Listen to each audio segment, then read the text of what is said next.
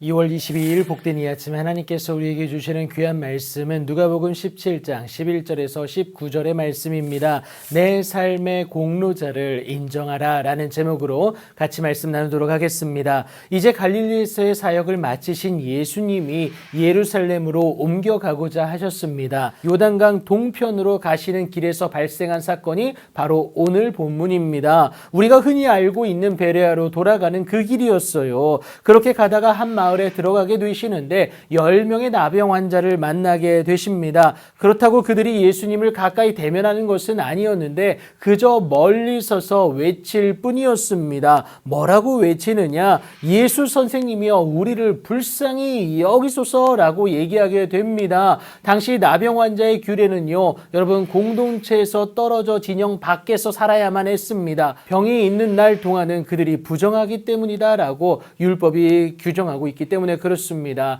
그런데 예수님이 이들에 대해서 반응을 하게 되시는데 뭐라고 하십니까?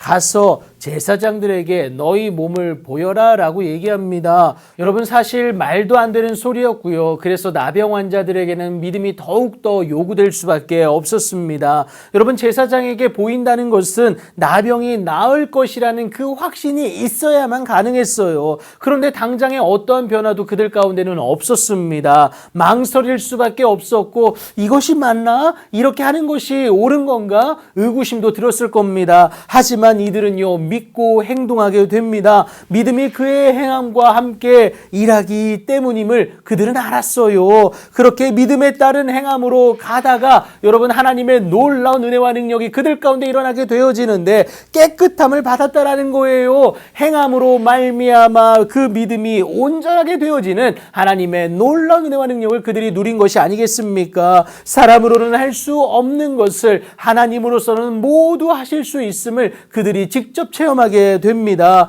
그 은혜가 시작되면요, 너무나도 안타깝지만 여러분 우리에게 모두 발생할 수 있는 그 안타까운 상황이 있어요. 그것은 무엇이냐? 하나님을 망각하기 십상이다라는 겁니다. 내게 일어난 놀라운 변화의 그 입증이 더 중요하게 느껴지기 때문에 그렇습니다. 나병 환자들 또한 마찬가지였어요. 믿음에 따른 행동으로 지금 제사장에게 가다가 나음을 받았습니다. 이 놀라운 변화, 내가 이제는 정상으로 공동체 안에 들어갈 수 있는 그 변화가 있기 때문에 여러분 제사장에게 빨리 달려가기에 바빴습니다. 주님의 말씀대로 가던 중이기도 했지 않았습니까? 하지만 여러분 이 순간 내 삶의 변화를 이끈 공로자를 인정하고 주님 앞에 나아가는 것이 우리 가운데 필요하다라는 것을 여러분 꼭 기억하셔야 됩니다. 그것이 감사의 시작이 되고 더 큰 하나님의 은혜와 능력을 기대할 수 있는